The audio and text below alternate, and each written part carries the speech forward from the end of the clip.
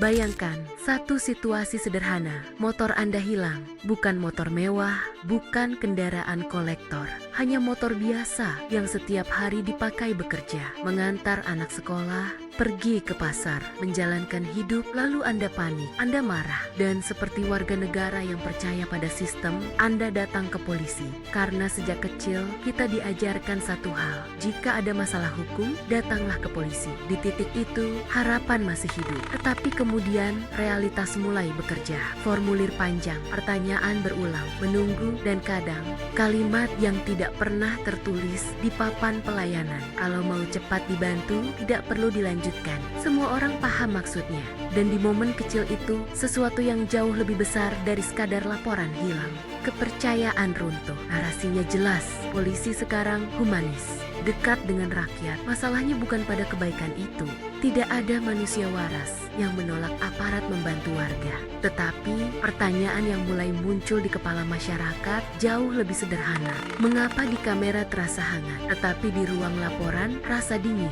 Institusi hukum memiliki fungsi yang berbeda dengan influencer. Influencer butuh disukai, penegak hukum butuh dipercaya. Dan keduanya tidak selalu sama. Dalam ilmu kepercayaan publik, legitimasi sebuah lembaga tidak lahir dari popularitas. Ia lahir dari konsistensi. Apakah hukum bekerja ketika dibutuhkan? Apakah warga miskin diperlakukan sama? Apakah laporan diproses tanpa harga tambahan? Itu ukurannya, bukan jumlah views. Masalah yang sedang terjadi hari ini bukan sekadar soal citra, tetapi benturan antara pengalaman nyata masyarakat dan narasi resmi yang mereka lihat setiap hari. Di layar ponsel, polisi terlihat sahabat rakyat. Namun di berita, masyarakat juga melihat hal lain. Kasus kekerasan, penangkapan berlebihan, pemukulan, warga luka, bahkan ada yang meninggal dunia.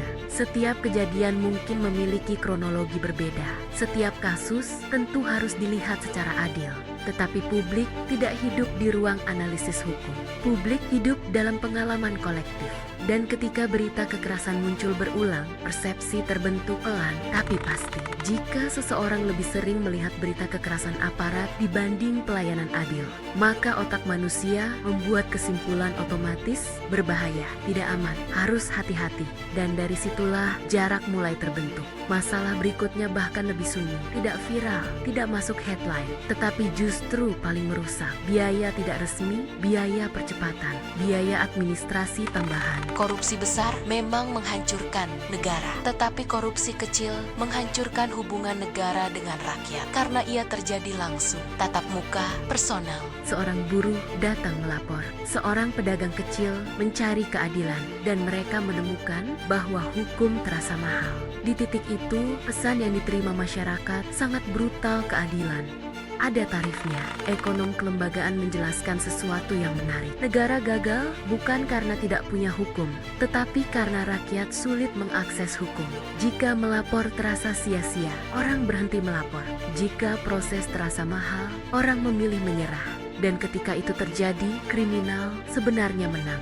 Bukan karena polisi tidak ada, tetapi karena sistem terasa jauh. Lalu muncul pertanyaan yang lebih gelap. Mengapa sekarang polisi sering dibenci di ruang publik? Jawabannya tidak sesederhana propaganda atau kebencian spontan. Kebencian publik hampir selalu hasil akumulasi. Cerita teman, video viral, pengalaman pribadi, kasus kekerasan, laporan yang mandek, semua menumpuk. Dan manusia adalah makhluk cerita.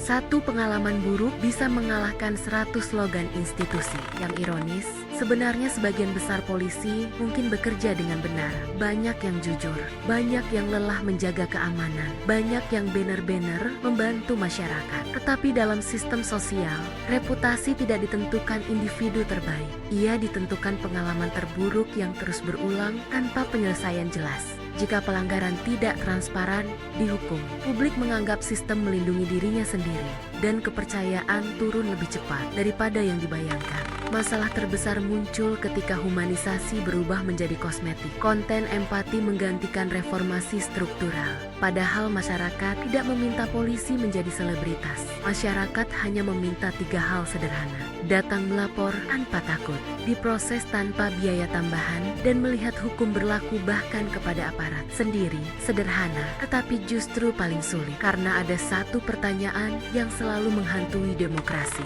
Siapa yang mengawasi pengawas? Polisi memiliki kewenangan besar. Mereka boleh menangkap, mereka boleh menggunakan kekuatan, mereka boleh membatasi kebebasan seseorang secara legal.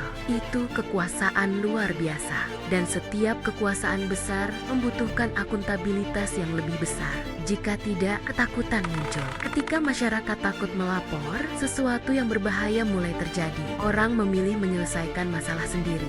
Main hakim sendiri meningkat. Kelompok informal muncul menggantikan hukum. Sejarah di banyak negara menunjukkan pola yang sama. Ketika hukum kehilangan kepercayaan, kekerasan sosial meningkat. Bukan karena masyarakat berubah jahat, tetapi karena mereka merasa sendirian. Di titik ini, sebenarnya solusi tidak rumit, tidak perlu kampanye besar, tidak perlu strategi komunikasi mahal. Mulainya justru dari hal paling membosankan, meja laporan. Satu korban datang, diproses cepat, tanpa pungutan, tanpa negosiasi, tanpa kode. Satu pengalaman adil akan menyebar lebih cepat daripada propaganda, karena rakyat berbicara satu sama lain. Polisi tidak membutuhkan viralitas. Polisi membutuhkan legitimasi, dan legitimasi hanya lahir dari keadilan yang bisa dirasakan, bukan direkam. Bayangkan sebuah hari di mana seorang tukang ojek kehilangan motornya. Ia datang melapor. Tidak ada biaya tambahan. Kasusnya ditindaklanjuti, pelaku ditangkap, motor kembali. Cerita itu akan menyebar ke kampung tanpa kamera, tanpa konten, tanpa musik latar. Tetapi dampaknya jauh lebih kuat karena itu nyata. Masyarakat sebenarnya tidak membenci hukum.